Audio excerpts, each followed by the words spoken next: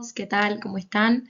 Hoy vamos a tener esta clase de inicio y establecimiento de la lactancia materna, que la realidad es que vamos a pasar por varios estadios. Inicialmente vamos a hablar del momento de la recepción, el hecho de cómo nos preparamos para afrontarlo, algunas de las acciones que vamos a realizar como profesionales que somos parte de ese proceso, y después nos vamos a enfocar específicamente en la parte del COPAP y del inicio y el establecimiento de la lactancia materna. La atención inmediata del recién nacido sano es un momento crítico. Hasta ahora nosotros siempre vamos a hablar sobre la recepción de bebitos sanos, ¿sí? No así cuando, por ejemplo, nacen con alguna dificultad respiratoria o lo que sea, donde los protocolos hospitalarios y el mecanismo de acción de los profesionales de la salud cambia por completo porque tenemos que agilizar nuestra respuesta, se dejan cuestiones de lado y demás. En esta etapa, o en esta clase por lo menos, vamos a hablar siempre de un recién nacido sano, ¿sí? Y en sí, esa primera recepción es un momento crítico. Si bien vamos a hacer como una evaluación inicial, donde vamos a evaluar signos vitales, tono muscular, la respuesta al nacer, si no todos nacen de la misma manera, o con los mismos reflejos, por ejemplo, pero no solamente lo vamos a ver como parámetros aislados, sino que vamos a intentar entender cómo el bebé se adapta a esta nueva vida extrauterina, ¿sí? Nuestro rol como equipo de salud va a ser acompañar este proceso, pero sin interferir, ¿sí? Y vamos obviamente a estar en constante movimiento y actividad, acompañando a las familias y favoreciendo el contacto precoz entre la familia y ese bebito. Cuando les digo que es un momento crítico, el momento de la recepción, hablamos de que las primeras horas de vida de ese bebé son determinantes. La recepción neonatal no es un trámite y es digamos, toda la asistencia posterior que se va a dar surge de este momento de la recepción. Es la base de la asistencia. Y acá es donde nosotros vamos a detectar los riesgos, vamos a actuar con rapidez, con eficacia, y lo vamos a hacer en conjunto, ya sea los enfermeros con los licenciados en obstetricia, el servicio de neonatología, que incluso las enfermeras que suelen hacer la recepción neonatal son de la parte de neo, ustedes como futuros licenciados en obstetricia, va a estar el médico neonatólogo, y todos los integrantes del equipo van a estar listos para ese momento del nacimiento. La clave en este proceso en sí para el equipo de salud va a ser la coordinación y la mirada integral. No se nos puede escapar ninguna parte del proceso, porque nosotros no podemos decir, ah, no, pará, me equivoqué, va de vuelta. ¿Sí? Esto es un proceso que está ocurriendo y que todos necesitamos trabajar en una sinergia para darle una atención integral y holística a esa familia y a ese bebito que vamos a recibir. Antes de hacer cualquier cosa en nuestra vida, por lo general, nos preparamos para eso, ¿sí? Si yo digo, bueno, hoy espero gente a cenar en mi casa, voy a ordenar mi casa. Bueno, en este caso vamos a hacer lo mismo. Si yo voy a esperar a un bebito, es importantísimo que yo prepare el espacio físico en donde va a habitar ese nuevo bebé. La realidad es que es parte del cuidado que brindamos, ¿sí? Lo vamos a hacer según el hospital y según los recursos que tengamos disponibles, ya sea materiales o humanos, lo van a hacer diferentes eslabones de la cadena de profesionales que van a atender esta recepción. Lo puede hacer la enfermera, lo puede hacer la licenciada en obstetricia, lo puede hacer el neonatólogo. Cada uno va a tener su rol en ese momento y depende un poco de en qué hospital nos encontremos o qué recursos tengamos a nuestro alcance, o si somos solo 2 personas o somos 5 haciendo la recepción, ¿sí? Vamos a distribuir las tareas de una forma distinta. En este caso, el lugar físico donde se da la recepción de ese bebito tiene que tener una ubicación estratégica, ¿sí? Va a ser, por supuesto, junto a las salas de parto, donde va a garantizarnos un fácil acceso y un traslado seguro, ¿sí? Entre la sala de parto y la recepción, o donde nosotros vamos a hacer los primeros cuidados de ese bebé. La realidad es que ya les va a pasar cuando ustedes vayan a presenciar un parto, por ejemplo, es un lugar donde hace muchísimo calor, pero mucho calor. Ustedes bien saben que los bebitos cuando nacen no termorregulan de manera autónoma, entonces tenemos que propiciar un ambiente sumamente cálido para que no sientan ese choque de temperatura y puedan podamos incluso nosotros provocar una hipotermia por la exposición a un ambiente de poca cantidad de grados. Entonces, en este caso, nosotros vamos a tener un control térmico y en el ambiente van a ser entre 25 a 27 grados.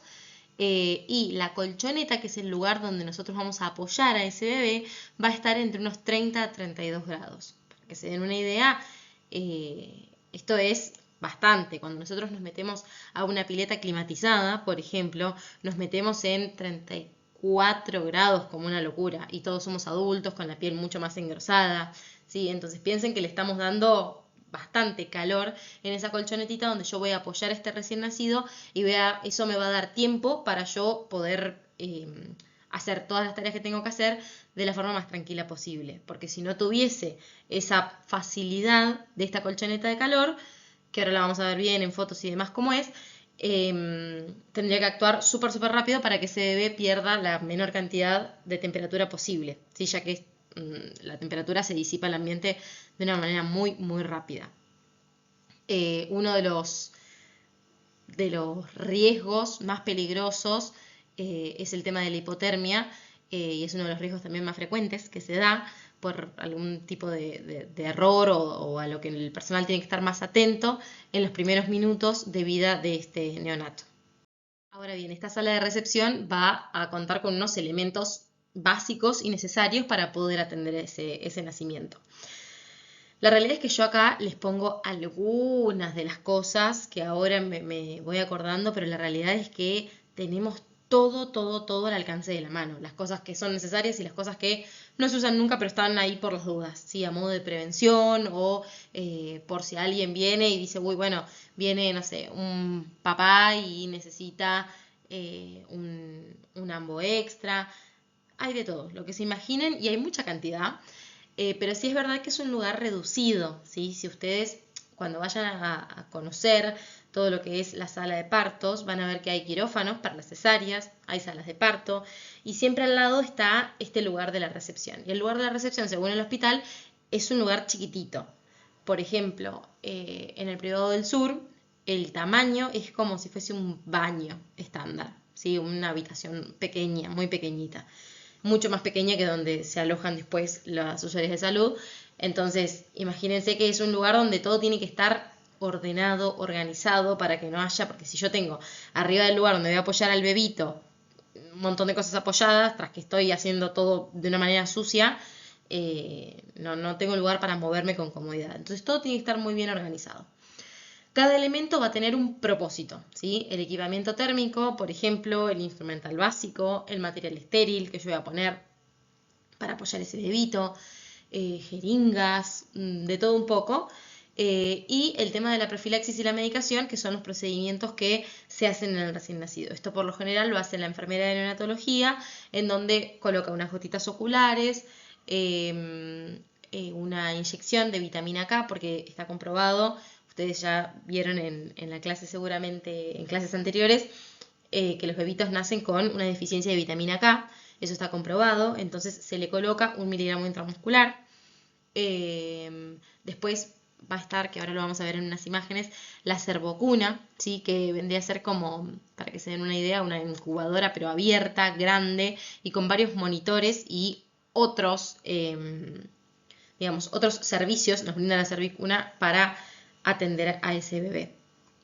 En sí, la servocuna en particular es como el eje central de la sala de recepción, y va a combinar el calor radiante, porque arriba del todo tiene como una lámpara grande, que eso también le da temperatura a ese bebé, como cuando éramos chiquitos y nos llevaban a ver los pollitos, de cómo iban creciendo los huevitos. Bueno, una cosa así, están en esa lámpara. Iluminación a nuestro espacio de trabajo, ¿sí? Porque nosotros vamos a estar con ese bebito y vamos a observarle bien la piel, si tiene estas pequeñas como arañitas en el torso, qué tan bien oxigenado está. Esto lo vemos si está azulado, por ejemplo, si tiene una cianosis central.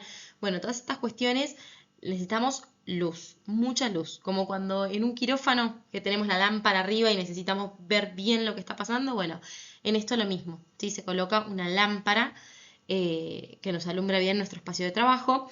Y además la servocuna lo que tiene es la parte de la monitorización, ¿sí? Tiene un monitor en donde nosotros le vamos a colocar en el piecito a ese recién nacido el grip de todo, digamos, del receptor de la señal, donde nos va a pasar en el monitor toda la información de ese recién nacido. Por ejemplo, la frecuencia cardíaca, si lo vamos a poder monitorizar a medida que lo vamos atendiendo. Y eso nos va, digamos, prendiendo todos los signos de alarma para que nosotros estemos atentos. Como les decía, la organización previa asegura que vamos a poder actuar con rapidez y precisión, porque va a estar todo ordenado y yo ya sé, es como cuando yo no sé, en su caso ustedes ya saben que tienen las medias en el primer cajón a la derecha. Bueno, en esto es lo mismo. ¿Sí? Nosotros estamos en nuestro espacio de trabajo y todos los días tenemos en el mismo lugar las jeringas. Entonces actuamos de una forma mucho más cómoda y precisa. Esto es lo que les decía, la famosa cervocuna, ¿sí? Al momento del nacimiento. Acá ustedes ven que aquí se apoya el bebito, esta es la colchoneta que se ve acá abajito.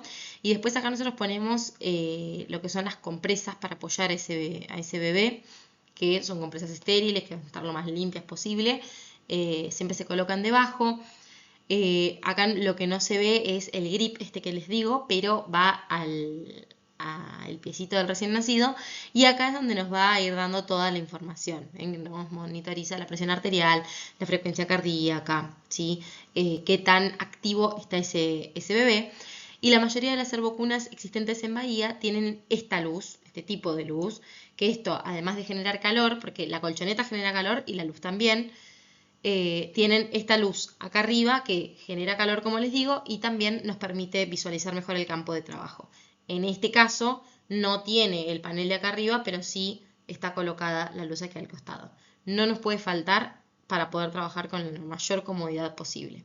Desde aquí o aquí se regula lo que es la temperatura de ese colchoncito que está en la cervocuna, porque es completamente regulable en función a las prácticas que yo voy a realizar, porque no solamente se usa para el recién nacido en sí, sino para cualquier otro bebito que venga que esté muy, muy chiquitito. Imagínense un bebé que se va de alta y vuelve a la semana por alguna cuestión, yo lo puedo cambiar, lo puedo examinar, lo que sea ahí arriba, pero le voy a poner una temperatura distinta, porque ya fue expuesto, digamos, a la vida como nosotros, y no es un bebito que recién salió de la vida intrauterina.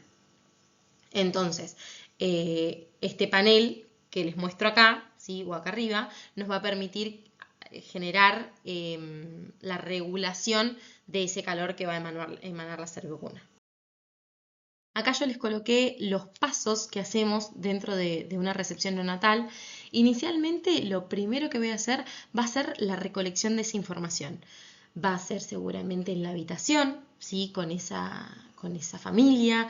Vamos a evaluar cómo se llama la mamá, cómo se llama el papá, cómo se llama la abuela o quien sea que vaya a entrar, por ejemplo, al momento del trabajo de parto y vaya a acompañar ese proceso. Voy a anotar los datos del bebé, ¿sí? Es importante llamarlos por su nombre, reconocerlos apenas nacen, ¿sí? No es lo mismo decir, bueno, acá está el bebé, a levantarle y decirle, mira mamá cómo Luz te mira, o cómo Luz llora, Luz está bien, ¿sí? Luz, Pepita, Juanita, lo que sea. Entonces hay que recolectar esa información para también, además de hacerlo por meramente un proceso administrativo, tenemos que darle cierta calidez a esta experiencia, ¿sí? Realmente es una experiencia que las familias se la llevan en el corazón toda la vida, toda la vida. Entonces vamos a intentar hacer nuestro trabajo de forma correcta, que sería tomar los datos y la recolección de datos en sí, pero además vamos a generar una experiencia sensorial, emocional, ¿sí? Agradable para esa familia. Además de recolectar esta información, una vez que yo tengo todos los datos, ustedes como licenciados en obstetricia van a estar completando la libreta, ¿sí? Que por lo general todos los licenciados en obstetricia se la piden antes y van registrando todo a medida que se va dando el proceso del trabajo de parto en sí. Después, cuando nace ya el bebito, lo vamos a tomar firmemente, con las dos manos. Acá lo puse en negrita, no se ve perfectamente, pero puse en negrita esto de tomarlo firmemente. Es completamente importante que nuestras manos expresen seguridad. Si yo agarro a ese bebito con miedo, de una forma débil, que si lo rompo, puedo mandarme, pero una de aquellas. Entonces, es preferible siempre agarrarlo de una forma bien firme, ¿sí? Que ese niño sienta la seguridad de nuestras manos y que no esté así todo flojito el agarre. ¿Por qué? Porque, como ustedes bien saben, los bebitos nacen con el manto, que va a ser esa grasa que les recubre el cuerpito, y por lo general es resbaloso, ¿sí? Lo mismo que está todo mezclado con sangre, nosotros tenemos los guantes puestos, siempre guantes de látex colocados, y claro, imagínense los guantes que resbalan un poco, más el manto de los niños, entonces se me puede resbalar lo que sea, es preferible apretarlos un poquito para agarrarlos bien firme que tenerlos así como una gelatina, ¿sí? Siempre, siempre se deben agarrar de forma firme. Y además, esto lo van a ver más adelante, pero una de las partes que más enseñamos como profesionales de la salud es agarrar, a las familias primerizas obviamente, agarrar a los bebitos con firmeza, ¿sí? El hecho de decir, mira, de acá, si lo agarras de acá, no se rompe. Entonces, agarrarlo como corresponde. No tengas miedo, no lo agarres así de la puntita, que la manito, que el bebito tiene que sentir la seguridad. No es lo mismo cuando a nosotros nos abrazan así, de costadito, a que cuando nos dan un abrazo fuerte, fuerte, fuerte. En este caso sería lo mismo. Así que nuestras manos expresen seguridad. Vamos a hacer el pinzamiento del cordón umbilical. Cuando les hablo de generar una experiencia, hay muchos licenciados en obstetricia o médicos ginecobstetras en el momento de una cesárea, porque se hacen en los dos obviamente, hacen que los padres, por ejemplo, o la persona que está acompañando ese momento del parto pueda clampear el cordón, y es algo muy emocionante. Y la realidad es que nosotros lo tomamos como algo rutinario y decimos, bueno, listo, pongo el clamp acá y chau. Y la realidad es que a esa familia le ofrecemos una experiencia, el hecho de decir, bueno, clampeé el cordón de mi bebé. Es algo completamente mágico para la mayoría de las familias. Obviamente antes de hacerlo se pregunta para no generar un momento incómodo ahí, ¿no? Porque muchas veces te dicen, vos se lo decís en ese momento y te dicen, ay, sí, no sé, y cuando lo van a clampear se nos desmayan. Entonces es preferible no exponerlos a eso y sí consultarlo después, antes de ese momento. Entonces, cuando ellos ya entran, ya saben que van a tener un momento, una experiencia, y también es un recuerdo para siempre. Ahora vamos a hablar específicamente del pinzamiento del cordón umbilical, que se hace entre el minuto y los 3 minutos. La realidad es que todo esto tiene que ser sistematizado, ¿sí? Yo tengo que informar todo lo que va a pasar para también darle seguridad a esa familia, ¿sí? Ya sea la persona que está pariendo en ese momento y la persona que entra también. ¿Y por qué no las personas que están afuera? ¿Sí? Las personas que están afuera, no sé si alguna vez les tocó esperar al bebito de un hermano, de un tío, de lo que sea, están que los nervios lo comen e incluso están con una venda en los ojos porque no saben qué pasa, qué está pasando de la pared para adentro. Y la realidad es que somos humanos, somos objetivos y siempre pensamos lo peor. Entonces estamos afuera diciendo, ay, ¿qué habrá pasado? ¿Por qué tarda tanto tiempo? ¿Qué pasó? Y la realidad es que no pasó tanto tiempo, pero uno, la vida le pasa más lento porque tiene esa ansiedad de ver a ese bebito, ¿sí?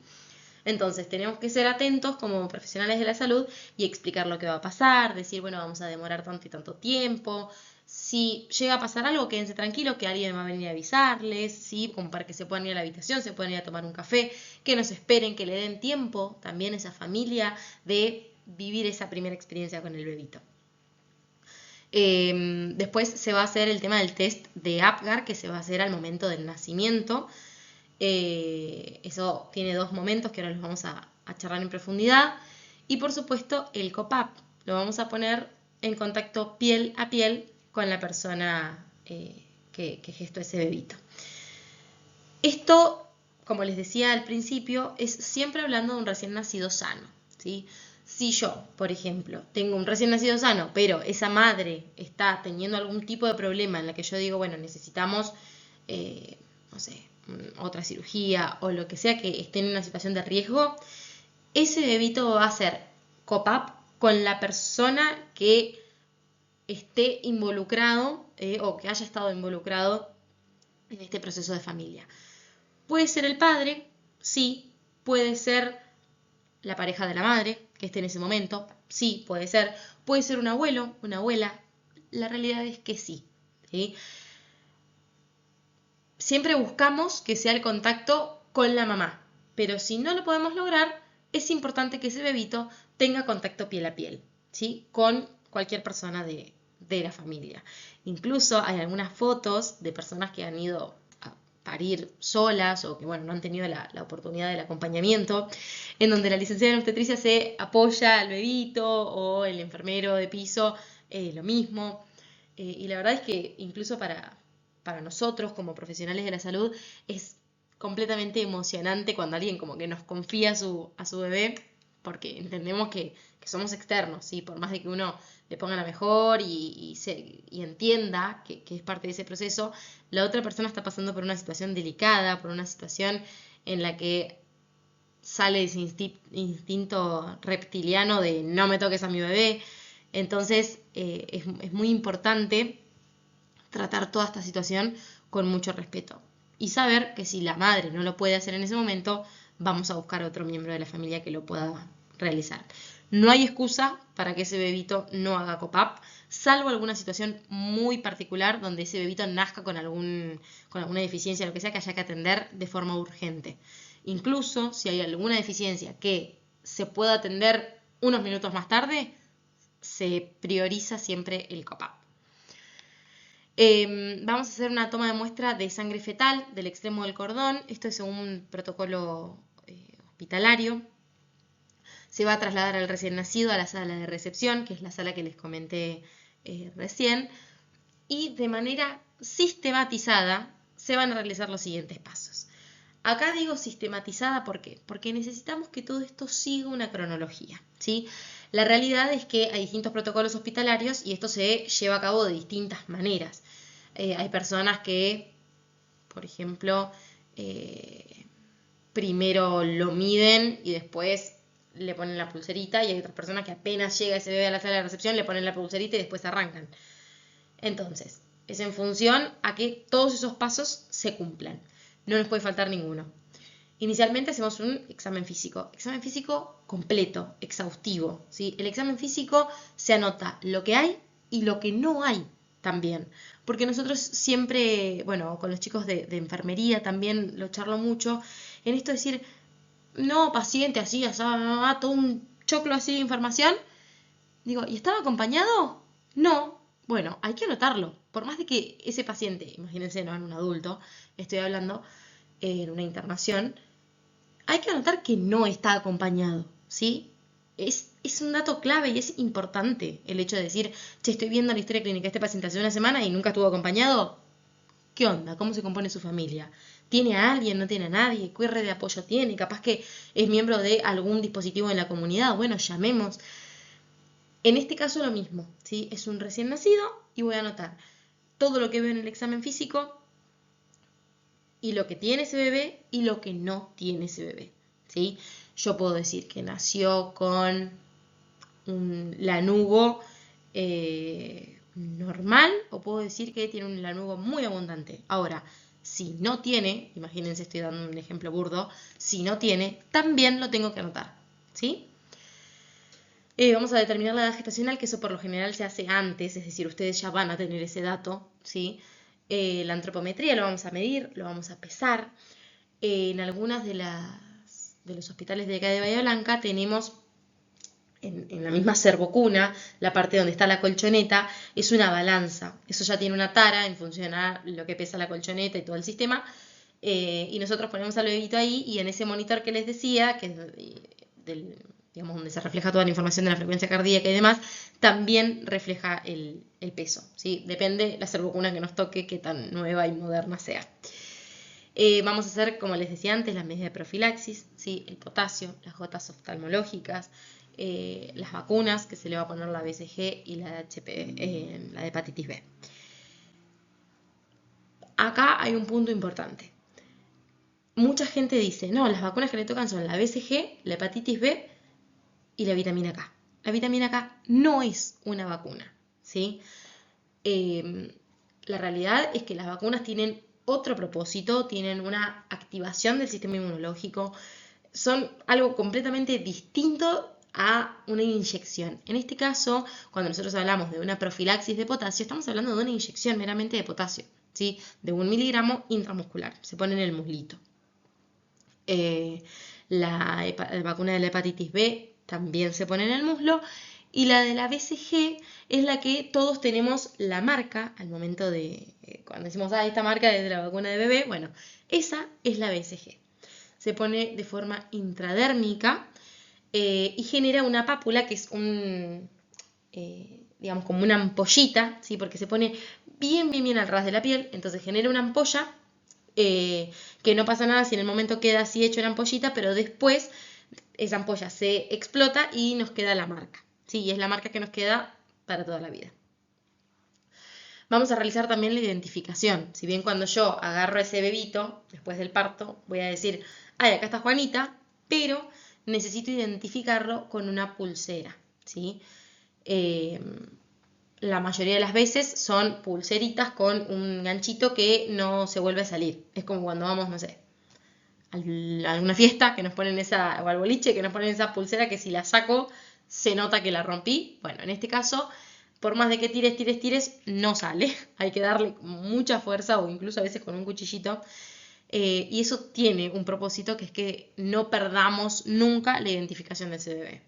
Imagínense que es un bebé que después se complique lo que sea y es un bebé que va de un lado para el otro, que le hacen una radiografía, que va a un control, que vuelve, que pasea por el pasillo con la madre, que, bueno, tiene que estar identificado. Siempre, sí o sí, es la norma básica, ¿sí? Tiene que estar identificado.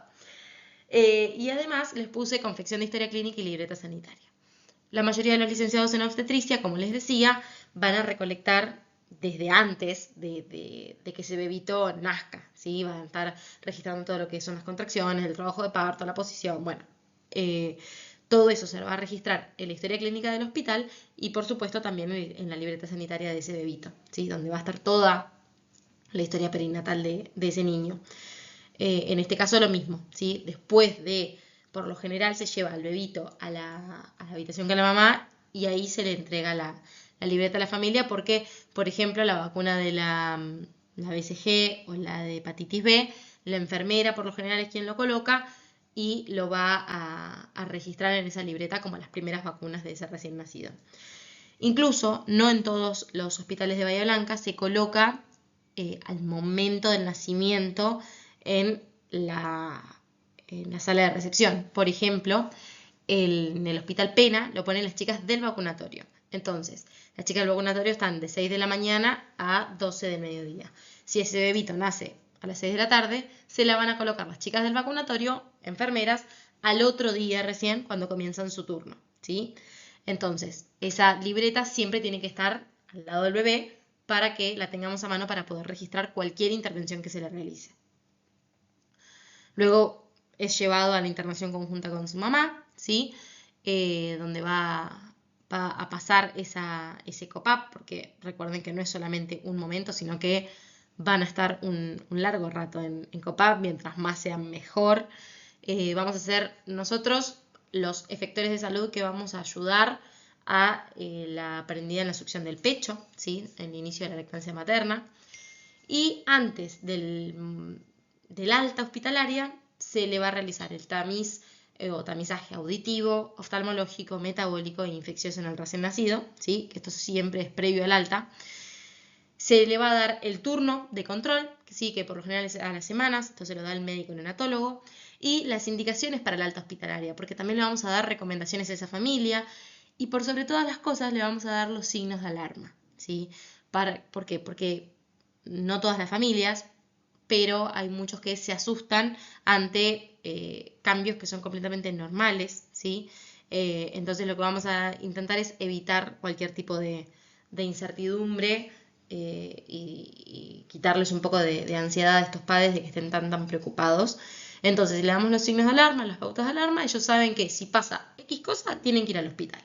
Y de esa forma pueden desenvolverse de una manera más segura en casa. Acá, si bien sé que ya tienen conocimiento sobre esto, les puse lo que es el test de Apgar, ¿sí? Que se realiza al primer y al quinto minuto de vida. Y ahora vamos a hablar también de de la escala de Silverman-Anderson, que en sí son herramientas que nos van a permitir evaluar la adaptación de ese recién nacido a la vida extrauterina, y no son números aislados, ¿sí? Sino que son indicadores de cómo el bebé va respondiendo a esa adaptación que les comento y qué apoyo necesita, qué necesita de nosotros, ¿sí? Si nosotros vemos que necesita ayuda para respirar, el test de Apgar nos va a dar un indicio, y ni que hablar el de Silverman-Anderson, que también va a guiar nuestro accionar como profesionales, ¿sí? No se olviden que ustedes como licenciados en obstetricia van a tener siempre al médico neonatólogo al lado, que va a ser quien se encargue de todas estas cuestiones, porque no es una incumbencia profesional de ustedes el hecho de decir, bueno, cuánto oxígeno le pongo, ¿sí? Y demás, pero siempre hay que tener esas competencias a mano, ¿sí? En esta escala, que es la de Silverman-Anderson, se va a valorar exclusivamente el patrón respiratorio de ese recién nacido, en una escala que va del 0 al 10, donde a medida que la puntuación aumenta, la dificultad del recién nacido para respirar también va a aumentar. Van a ver que se evalúa el tiraje intercostal, la retracción sifoidea, el aleteo nasal, el quejido respiratorio y los movimientos tóraco-abdominales. Todo esto refleja indudablemente el esfuerzo que va a hacer ese bebito por respirar, ¿sí? Si yo les tapo la boca, ustedes van a querer como meter mucho más aire por la nariz que otra cosa. Si se tapan un agujero y la boca, ese agujero que queda libre no va a parar hasta captar todo ese oxígeno que necesita. Por ende, como no van a poder, se empiezan a activar sistemas secundarios, ¿sí? Como pueden ser el aleteo nasal. El aleteo nasal es cuando esta partecita de la nariz se nos empieza a mover y la realidad es que lo que quiere hacer es como agarrar más aire. Lo mismo cuando tenemos un tiraje intercostal, porque el mismo músculo nos va como ayudando a captar más oxígeno, ¿sí? Entonces, para que se den una idea, acá abajo tienen, si nos da 0 es sin dificultad, de 1 a 3 es una dificultad leve, de 4 a 6 es moderada y de 7 a 10 es severa, y ahí, atentos, porque es inminente la necesidad de asistencia ventilatoria, ¿sí? Ya sea con un ambú o directamente asistencia ventilatoria mecánica. Ya les digo, no se asusten, porque no lo van a hacer ustedes, lo va a hacer el neonatólogo, pero sí ustedes tienen que reconocer, como hablamos en la clase de la presentación, el hecho de que todos los profesionales del sistema de salud tenemos que estar al tanto de cuáles son los signos de alarma o a qué tengo que estar atento para yo reconocer y luego derivar, en todo caso, si no es parte de mi incumbencia. Pero es parte de mi ética profesional el darme cuenta que algo está mal. Entonces, en este caso, ustedes lo van a notar y también son responsables de decir, che, eso no está bien, ¿sí? Esto nunca se lo olviden. Nunca, ay, como no es mi incumbencia, como no es mi rol, no. Siempre tengo que tener todas las pautas de alarma, las cuestiones que yo tengo que estar atento en la cabeza, ¿sí? Si bien capaz no son parte de mi incumbencia, es lo que me hace humana, ¿sí? Y es lo que realmente me permite trabajar con humanos que son completamente subjetivos y que necesitan de nosotros y que se apoyan mucho en las personas que trabajan en el sistema de salud. Por lo general, la gente de la comunidad nos otorga mucho peso ante sus procesos de salud, enfermedad y procesos de vida, como es en este momento un proceso de parto. Entonces, ellos depositan toda la confianza en nosotros y nosotros no podemos actuar desde un punto de, no sé, mandarle tal cosa. Esta famosa frase de un ibuprofeno y a la casa cuando atendemos adultos, bueno, en esto es lo mismo. Tenemos que darle cierta importancia y peso al rol que ocupamos dentro de la comunidad. Si bien dentro del equipo de salud ocupo un rol donde eso no me corresponde saberlo o no me corresponde hacerlo, para la comunidad sí integro un lugar importante en lo que ellos depositan confianza en nosotros y nosotros tenemos que responder de la forma más ética posible. Van a tener un artículo que habla sobre esto del pinzamiento del cordón y de las prácticas actuales, o bueno, la evidencia actual, donde primero se describe lo que se hacía antes, que es esto de el bebito lo sacamos hacia la vía extrauterina e inmediatamente pinzamos el cordón. La realidad es que se hacía para prevenir la policitemia. La policitemia, para los que no saben, es una enfermedad en donde provoca que la sangre esté mucho más espesa y esto puede dificultar el flujo a través de los vasos sanguíneos. Hoy sabemos que esa presunción es completamente errónea, ¿sí? Por eso la recomendación actual es pinzar el cordón entre el minuto y los 3 minutos de vida en neonatos sanos. Mientras más lo podamos estirar, mejor va a ser, ¿sí? 3 minutos es un tiempo acorde hasta que nosotros nos acomodamos, agarramos las compresas y demás, para poder darle ese momento al bebito. Esto no aumenta la morbilidad neonatal, es decir, no es que si yo no lo corto se me muere enseguida, no, porque ese bebito, no se olviden que sigue alimentándose y respirando por ese cordón umbilical como lo estuvo haciendo hasta ahora en esos, en el mejor de los casos, 9 meses. La realidad es que está demostrado, ¿sí?, con evidencia científica, que a mayor volumen de sangre y hierro reduce la anemia ferropénica en el primer año de vida. Entonces, como sabemos que esa sangre que pasa por el cordón umbilical es muy rica en hierro, vamos a extender ese momento del clampeo del cordón umbilical lo máximo posible, hasta 3 minutos luego de que ese bebito es recibido en la vida extrauterina.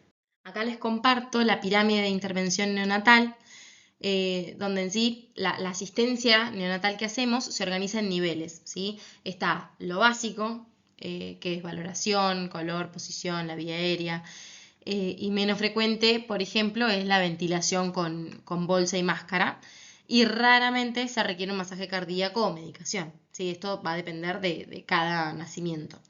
Esta pirámide lo que nos recuerda es que la mayoría de los recién nacidos solo necesitan un acompañamiento respetuoso.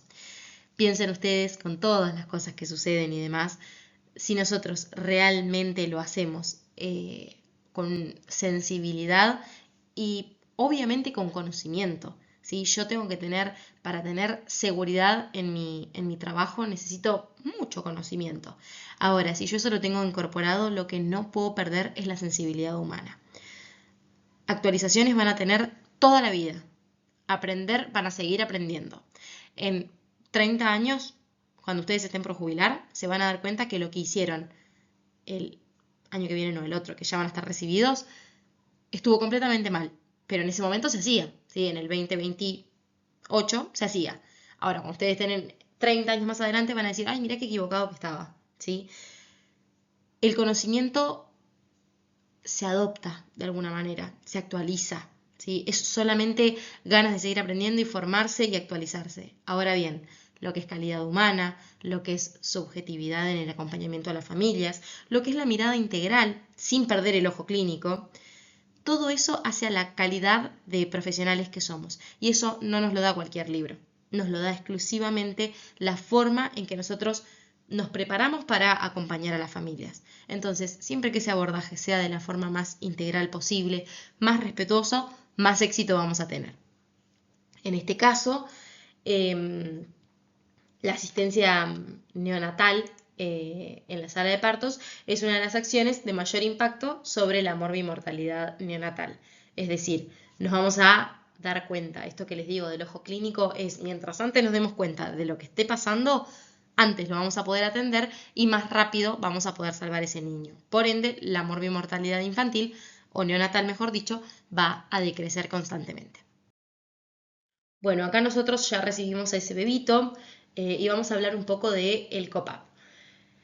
Depende del hospital y depende del protocolo hospitalario vigente, van a ver quizá que se saca ese bebito, se lo coloca arriba de la madre y después se va a la sala de recepción, se hace todo lo que estuvimos conversando hasta recién y luego se vuelve a hacer el COPAP en la habitación. Si es ininterrumpido, ese COPAP, mejor, ¿sí? Ahora, si no, si se tiene que cumplir cierto protocolo hospitalario o que hay más nacimientos en esa mañana, entonces yo no me puedo demorar y esperar una hora sin hacer los procedimientos básicos, entonces lo vamos a ir organizando de la forma que más propicie el contacto piel a piel, ¿sí? Vamos a hablar ahora de los beneficios y no sé si hasta ahora los han visto quizá con tanta profundidad, pero me parece que es algo muy importante para que nosotros sepamos y para que podamos concientizar a la familia sobre esto. ¿Por qué?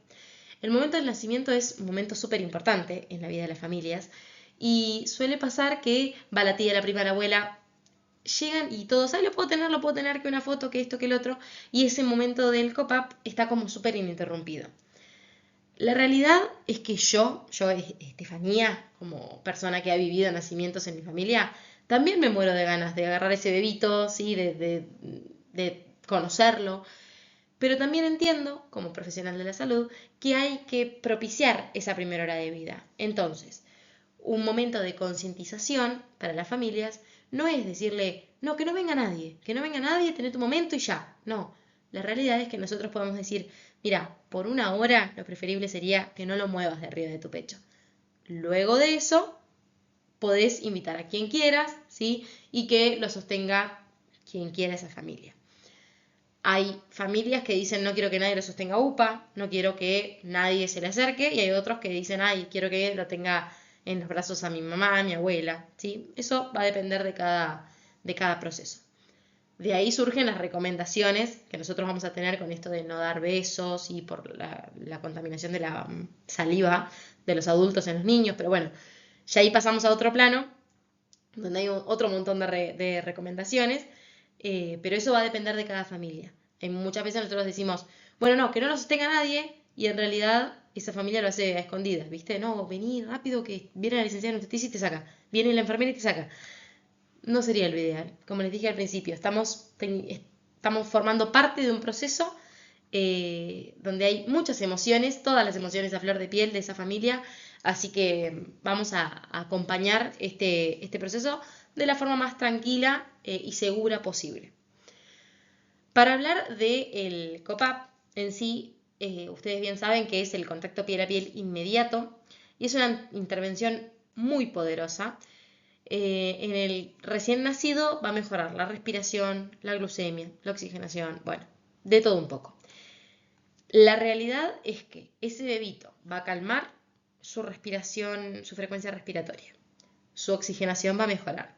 Va a mantener los niveles de glucemia. Va a estabilizar la presión arterial, obviamente si regula la respiración y demás, la va a estabilizar. Va a reducir las manifestaciones y los niveles de hormonas de estrés. Van a ver algo sumamente mágico cuando vean el primer nacimiento, que ese bebito por lo general sale llorando, pero como un marrano, se dice en casa, en mi familia. Y luego cuando ese bebito se apoya en el pecho de la madre, es un silencio que no se entiende. Ahí es cuando todos los profesionales de salud, por más de que lo veamos siempre, todos los días o una vez por día, nos derretimos. En cada momento en el que se inicia el COPAP, que pasa ese bebé a tener mucho estrés y estar llorando, a la tranquilidad absoluta, es algo que a nosotros nos llena el corazón, a todos los profesionales que estemos involucrados en ese proceso de recepción. Va a reducir, obviamente, el llanto, va a incrementar la alerta, pero tranquila, ¿sí? No es que es un efecto sedante, como se dijo en algún momento y en algún que otro paper, sino que es una alerta tranquila, en donde nosotros, es como si nosotros estuviésemos, no sé, tirados en el sillón con el teléfono. Si escucho un ruido, voy a decir, uy, ¿qué pasó afuera? ¿Sí? Entonces, eso es una alerta tranquila, porque estoy lo más pancha y si me pasa algo afuera, me activo. Hubo algunos papers que decían que era como un efecto medio sedante, donde pasaban cosas alrededor y el bebé seguía como muy concomitante. Y la realidad es que eso no es cierto, eso propiciaría lo que es la muerte súbita y en realidad el COPAP es todo lo contrario. Así que es una alerta tranquila y va a incrementar el inicio de la lactancia materna, por supuesto, porque lo vamos a tener ahí, ese bebé va a estar calmado y demás. Y vamos a ir como estimulando también ese reflejo de succión. Y por supuesto va a reducir la hipotermia porque vamos a tenerlo calentito sobre nuestro pecho. En la madre se demostró que hay menos dolor por ingurgitación mamaria y menor grado de ansiedad. No es lo mismo la mamá que lo tiene en la incubadora, en la cunita al lado de la cama, que quien lo tiene en el pecho. Cuando lo ponemos en el pecho es como, incluso la mamá, que va a estar muy cansada del trabajo de parto, se duerme y el bebito también, pero en una armonía y una paz total, ya lo van a ver. Es un momento muy, muy mágico. Y también esto del dolor, ¿sí? Por una cuestión de receptores del dolor y hormonal. Otro ítem es que favorece la colonización del recién nacido por el microbioma materno. Cuando nosotros dejamos que ese recién nacido sano esté en contacto inmediato luego de nacer con los gérmenes del cuerpo de la madre, esto va a favorecer la colonización de la piel y la boca, la piel, también las manitos, que ese bebito se va a llevar a la boca, así que esto es importante, y va como a compensar el efecto de los acontecimientos estresantes, ¿sí? Ese bebito, no olviden que es recontra estresante nacer, está ahí como luchando, queriendo salir, entonces es un momento que ese bebito lo agota en cierto punto, y esto sí va a nutrir la microbiota intestinal del lactante, y va a mejorar desde la infancia la salud del adulto. Hay estudios que charlan de esto o que nos cuentan de los múltiples efectos o los múltiples eventos que se toman en cuenta con esto del sistema bidireccional de señalización del intestino e intestino-cerebro, ¿no? En ambas direcciones, intestino-cerebro, cerebro-intestino, y que si bien son necesarios más cantidad de estudios para hablar con una certeza absoluta, se encontraron asociaciones entre el rol del microbioma intestinal o del microbiota intestinal y el sistema de señales de este sistema cerebro-intestino. Entonces, esto también se relaciona con el estrés a largo y a corto plazo y la modulación de nuestras reacciones en la vida adulta. Muchas distintas especies microbianas en el intestino en desarrollo juegan un papel fundamental en la programación temprana de lo que es el sistema nervioso y en la regulación de la inmunidad o del sistema inmunológico, que tiene que ver con nuestra salud intestinal, ¿sí? La verdad que las intervenciones, como permitirle al recién nacido sano el acceso inmediato al cuerpo de la madre, tienen muchos efectos beneficiosos para ese momento, pero incluso para la vida adulta. Otro de los beneficios es que incrementa la conducta materna de apego. Obviamente que el COPAP inmediato va a promover una cascada de hormonas en la madre que la hacen olvidarse del dolor del parto, y tienen ciertas hormonas se liberan como endorfinas, estrógeno, progesterona, prolactina, vasopresina, oxitocina, bueno. Cada una va a tener su efecto, ¿no? La prolactina sabemos que está involucrada en la producción de la leche, la oxitocina lo mismo, la vasopresina va a tener que ver con la contracción de los vasos sanguíneos. La oxitocina, siempre ustedes dicen esto de favorece la contracción uterina, bueno, favorece la contracción uterina, reduce el estrés también porque induce a la relajación después del parto, va a incrementar la eyección del calostro. ¿Por qué? Porque nosotros no nos olvidemos que en la glándula mamaria, digamos en cada alveolo, alrededor, hay células mioepiteliales que se van a contraer gracias a la oxitocina, ¿sí? Entonces la oxitocina va viajando por la sangre, por esos capilares que inervan cada alveolo, que irrigan, mejor dicho, cada alveolo, y cuando pasa la oxitocina por ahí van a generar una contracción, ¿sí? De las células mioepiteliales. Eso va, por una cuestión mecánica, contrae y eyecta la leche hacia adelante. Por ende, vamos a excretar la leche. En ese primer momento va a ser calostro, pero después, durante toda la lactancia materna, saben que es el mecanismo de la eyección de la leche. La oxitocina también tiene que ver con el reconocimiento facial, ¿sí?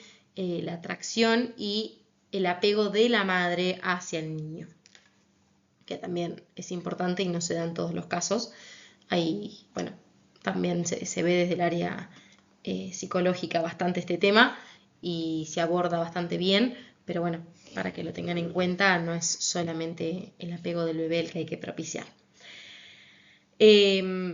También el COPAP protege al recién nacido de los efectos negativos de la separación. La realidad, como les decía recién, nacer es algo bastante traumático. Y incluso hay un teórico que escribe una teoría que dice que es una protesta de desesperación que genera la separación tras el nacimiento. Habla de que el nacimiento es traumático, que esta separación, que al bebito lo separen de la madre, le genera mucho sufrimiento, y por eso ese llanto inicial, que ese llanto se da como para ser rescatado, ¿no? Y colocado en un sitio seguro. Y ese sitio seguro es el cuerpo de esa mamá. Por eso el COPAP también es tan importante.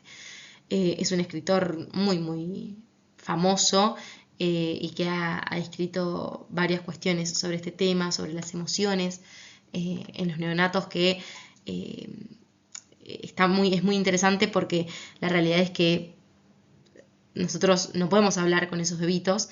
Entonces, todo esto de entender, ¿no?, qué emociones tienen en función a la cantidad hormonal que tienen de una u otra cosa, nos hace también entender su comportamiento. Favorece el desarrollo óptimo del sistema nervioso. Hay experiencias sensoriales tempranas que están incluidas, las experiencias del apego en sí, que se almacenan en el hemisferio derecho y que son las que van a favorecer a la maduración de ese hemisferio y van a facilitar que en el cerebro se desarrolle el mecanismo de autorregulación, porque esto va a promover conexiones sinápticas y distintos circuitos neuronales. La realidad es que la amígdala y el sistema límbico, por ejemplo, son áreas relacionadas a las emociones, a la memoria, a la activación de ese sistema nervioso simpático. Así que al momento del nacimiento estas estructuras se encuentran en un periodo crítico de maduración hasta alrededor de los 2 meses de vida. Entonces el COPAP va a activar la amígdala, por ejemplo, y se van a empezar a dar estas experiencias sensoriales tempranas con la correcta identificación del niño de estas experiencias. Después, la ligadura oportuna del cordón umbilical. El momento de la ligadura en sí, como les decía antes, ha sido motivo de varios estudios que intentan definir cuál es el mejor momento para realizarlo. Lo que yo les cuento hoy, ya les digo, capaz en 30 años cambia por completo, pero demorarlo, ¿sí?, hasta la detección de los latidos en alrededor de 1 o 2 minutos, 3 mejor, mejora la condición hematológica y los depósitos de hierro. Y esto hace que cuando nosotros recepcionamos al bebito y lo ponemos en el COPAP, esto nos dé como más ventana de tiempo para poder hacer el clameo del cordón. Obviamente va a aumentar la duración y la frecuencia de la lactancia materna, ya que todos los recién nacidos van a manifestar una secuencia de conductas que van a tener un único propósito, que va a ser alimentarse o amamantar. Todos los mamíferos, de hecho, lo hacen y tienen como este reflejo inicial. Y cuando están en COPAP van a desarrollar una actividad motora que incluye 9 conductas que los habilita sin ayuda para la primera aprendida al pecho materno. Acá yo les puse que el tiempo promedio es de 1 hora, porque es lo que por lo general se deja al niño haciendo COPAP. Siempre es como mínimo 1 hora, si quiere más, buenísimo. Hay una teórica que creó esta imagen que yo ahora les voy a mostrar en 1970, que se llama Anne Whitstrom, que describe esos 9 pasos por los que pasa un recién nacido desde la piel del abdomen de su mamá hasta prenderse al pecho. Describe que ese bebito primero llora al nacer, y esa es como la primera fase, que es inmediatamente después del nacimiento, conforme los pulmones del bebé se expanden. Luego viene un momento de relajación. Esto ya es encima de la madre haciendo el COPAP. Es un momento de relajación donde no exhibe movimientos de la boca, de la cabeza, de las manos, de los brazos. Se encuentra piel a piel con su mamá y cubierto con una manta seca y tibia. Luego se despierta, exhibe pequeños movimientos en la cabeza, la boca, los hombros y puede abrir sus ojos. Puede como puede que no abra sus ojos, ¿sí? A veces los abren en la habitación durante la tarde. Luego también hay un reflejo de actividad, porque empiezan a aumentar los movimientos, la boquita hacia el costado, empieza el reflejo de succión, incluso a veces nosotros lo incentivamos un poco alrededor de la boca, y empieza este reflejo de búsqueda. El bebé descansa porque va a tener periodos de descanso entre periodos de actividad. Imagínense que ustedes lo hicieron hacer mucha actividad y después dicen, me quiero dormir una siesta, ¿no? Bueno, la realidad es que estos bebitos tienen como periodos en los que descansan y luego se vuelven a reactivar. Incluso hay un video en YouTube que filman a un recién nacido. Está bien que sí, lo filman arriba del pecho de la madre sin ninguna estimulación y se ven concretos estos pasos de que el bebito está acostado, no hace nada, ni se mueve y de repente succiona 2 o 3 veces y vuelve a estar en estado de relajación total. Y así por largo rato. Luego empieza el arrastre, que en sí es que se aproxima al pecho para buscar alcanzar el pecho y el pezón, es decir, la mama, ¿no? La realidad es que es un bebito muy chiquito, con fuerza escasa, entonces va a estar como luchando, ¿no es cierto?, para llegar. Por lo general, nosotros lo acomodamos, no dejamos que repte hasta llegar, porque depende un poco de la posición en la que lo ponemos para hacer ese cop-up, pero sí, si está cerca, se va como familiarizando. Va viendo roces y demás hasta que identifica un poco el terreno. Y luego sí comienza este periodo de familiarización donde empieza como a lamer el pezón de la madre, o va a tocar, ¿sí? O le va a apoyar la manito en la mama a su mamá. Luego de eso comienza en sí la succión. Muchas veces la succión se da de forma innata y otras veces, como licenciados en obstetricia o licenciados en enfermería, ayudamos a la prendida del pecho, ¿sí? Y luego de eso empieza la fase del sueño, donde el bebé y alguna vez la madre caen en el sueño reparador. Esto es que los dos terminan durmiendo profundamente porque ese bebé ya succionó. No solo que está lleno, satisfecho, ¿sí? Como nosotros cuando nos comemos 3 platos de fideo que decimos, una siesta, sino que hizo mucha fuerza, hizo mucho esfuerzo por alimentarse.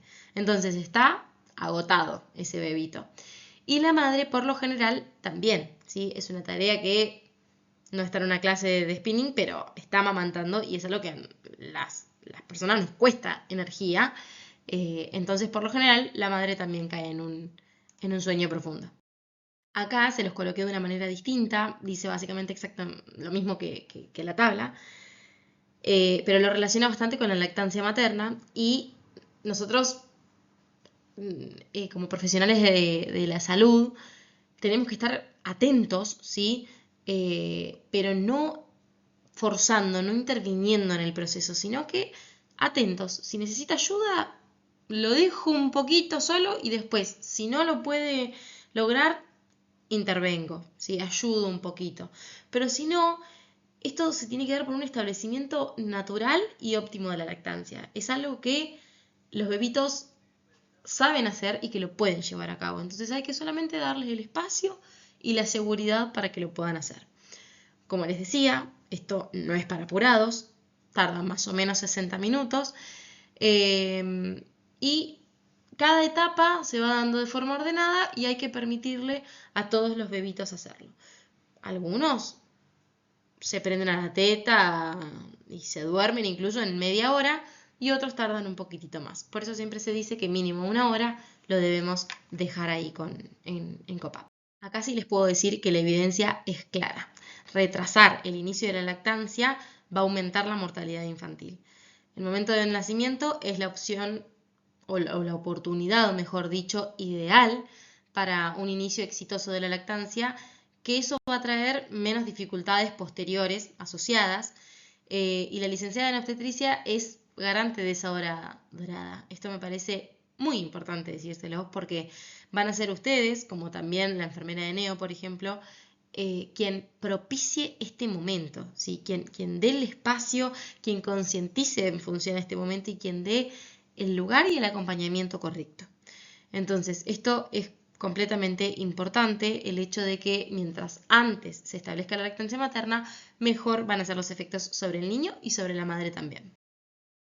Esto ya lo vieron pero en sí les refresco que la Organización Mundial de la Salud va a proponer estos 10 pasos que guían a los equipos de salud hacia una lactancia exitosa.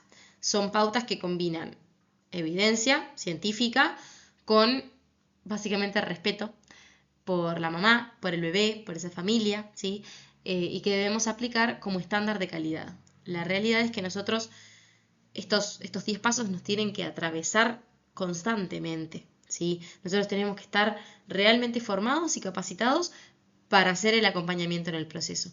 Y eso no significa solamente, como les decía antes, tener la información de cómo amamantar, sino también de tener la calidad humana para recibir las emociones de esa persona, para escuchar. Muchas veces escuchamos y nada más, si no siempre estamos dando directivas y aconsejando, sino que muchas veces estamos como acompañando y acogiendo a esas familias.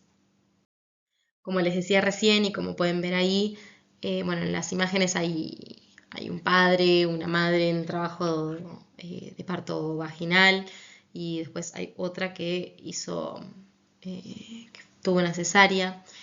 Y independientemente de cómo sea el proceso de nacimiento, siempre, siempre, siempre debemos garantizar la hora dorada o esa hora de COPAP, porque es lo único, les diría, que va a propiciar el inicio y el establecimiento de la correcta lactancia materna. Correcta me refiero a con toda la información posible, con todo el asesoramiento, con todo el acompañamiento y de la forma más temprana posible. La hora dorada en sí es más que un concepto, ¿sí? Es un compromiso real, es un compromiso para el profesional de la salud y como les decía antes, se deben unir la competencia técnica, porque es decir, la competencia de la habilidad en sí la tenemos que tener, por supuesto, pero a la vez la sensibilidad humana, ¿sí? Porque cuidar la lactancia es cuidar la vida, no solamente de ese momento del bebito, sino también, como vimos recién en los beneficios, de incluso la vida adulta. Entonces, es mágico que nosotros en ese momento podamos desarrollarlo con conocimiento, con seguridad y con empatía y sensibilidad hacia esa familia. Les quiero agradecer por haber llegado hasta acá. Para mí es muy importante que, que todos puedan acceder a las clases. La realidad es que estuve leyendo lo que me mandaron y a algunos sé que les gusta lo virtual y a otros no. Entonces, les agradezco mucho el esfuerzo de haber llegado hasta acá, de haberme escuchado. Sepan que cualquier cosa me pueden contactar, ya sea al mail, al Moodle, por mensajería o incluso al foro de intercambio, que úsenlo porque muchas veces me escriben por la misma temática 4 o 5 veces al mail y la realidad es que si fuese por el foro de intercambio podemos evacuar cierta duda y les sirve a todos, incluso a la gente que capaz tiene la misma duda y no se anima a preguntarlo. Así que bueno, les mando un beso enorme, enorme y sepan que cualquier cosa voy a estar disponible para contestar sus dudas. Gracias.